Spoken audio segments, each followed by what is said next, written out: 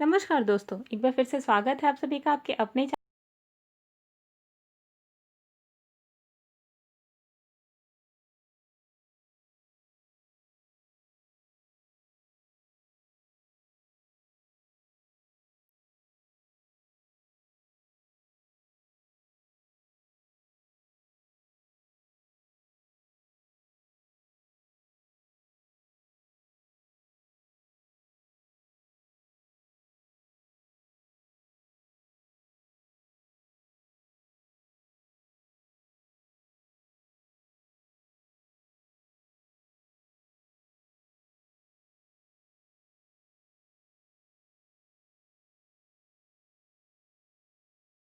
HCl को अगर हम एक्वस सॉल्यूशन यानी कि एक्वस सॉल्यूशन मीन्स पानी से बना हुआ सॉल्यूशन यानी कि HCl को अगर पानी में मिक्स करा जाए तो जो निकल कर आता है सब्सटेंस वो होता है H3O plus ion plus Cl minus ion. तो यहाँ पर आप क्लियरली देख सकते हैं कि ये जो हाइड्रोजन है ये हाइड्रोजन क्लोरीन ने दे दिया यानी कि रिलीज कर दिया सॉल्यूशन में, और ये हाइड्रोजन जाके वाटर के साथ में मिल गया और इसने हाइड्रोनियम आयन बनाया, जबकि क्लोराइड जो आयन है वो अलग हो गया। तो यहाँ पर क्योंकि HCl ने अपना हाइड्रोजन डोनेट कर दिया इसलिए ये क्या हुआ, एसिड। ठीक है ना। अच्छा, बेसिस क्या होते हैं? तो बेसिस वो सारे सब्सटेंसेस होते हैं जो कि किसी भी सॉल्यूशन में OH माइनस आयन को रिलीज करते हैं। For example NaOH। अब NaOH कैसे रिलीज करता है हाइड्रोक्साइड आयन? चलिए देखते हैं।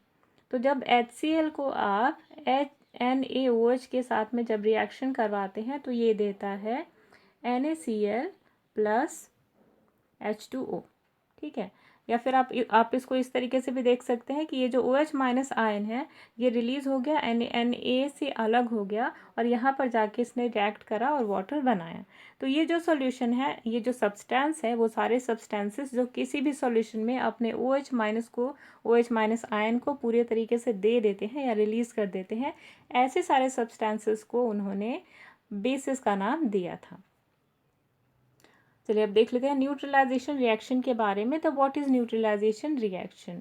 कोई भी ऐसे एसिड और बेस जो एक दूसरे के साथ रिएक्ट करते हैं ताकि वह एक दूसरे के चार्जेस को न्यूट्रलाइज कर सके, ये जो रिएक्शन है वो कहलाता है न्यूट्रलाइजेशन रिएक्शन।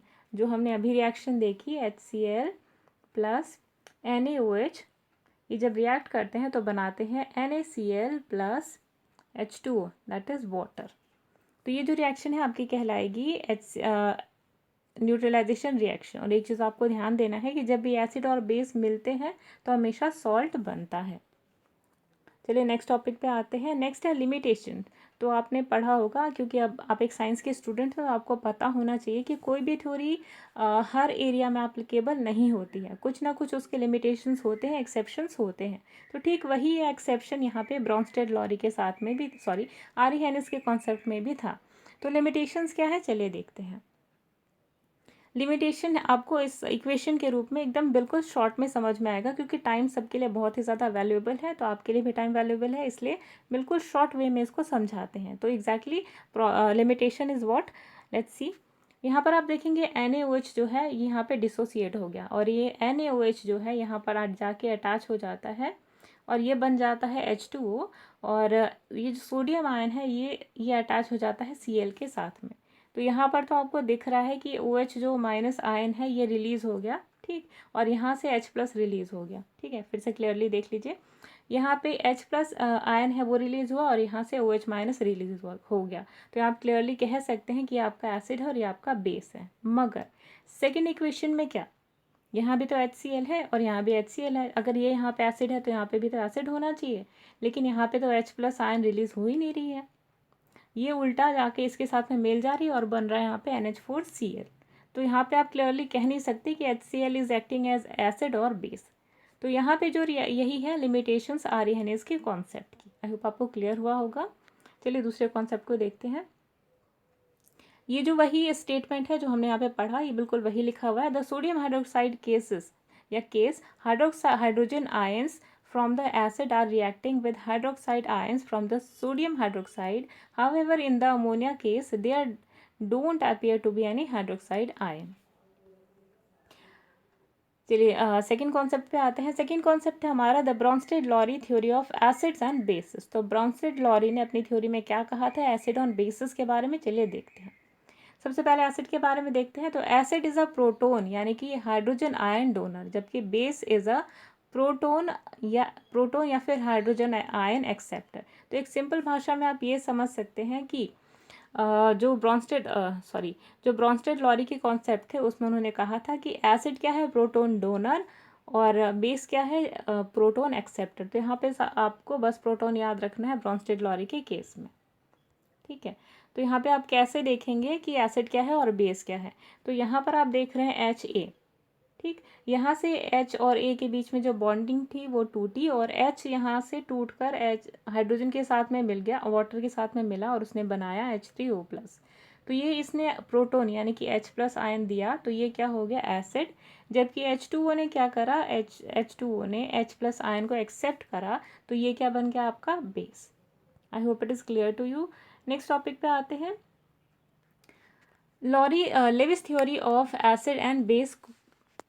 अभी तक हमने पढ़ा था एरिहेनियस और ब्रॉन्स्टेड लॉरी के कॉन्सेप्ट के बारे में। अब हम पढ़ते हैं Lewis theory of acid and bases. ये बहुत ज़्यादा इंपॉर्टेंट है, और अब ज़्यादातर थ्योरीज़ में, ज़्यादातर बुक्स में ये जो कॉन्सेप्ट है ये आगे चल के आपके बिल्कुल ही काम आता है। जबकि एरिहेनियस का कॉन्सेप्ट है, ब्रॉन्स्टेड लॉरी थोड़ा सा पीछे छूट जाते हैं, लेकिन ये जो लेविस का कॉन्सेप्ट है ये आगे चल के भी बहुत ज़्यादा एप्लीकेबल होता है।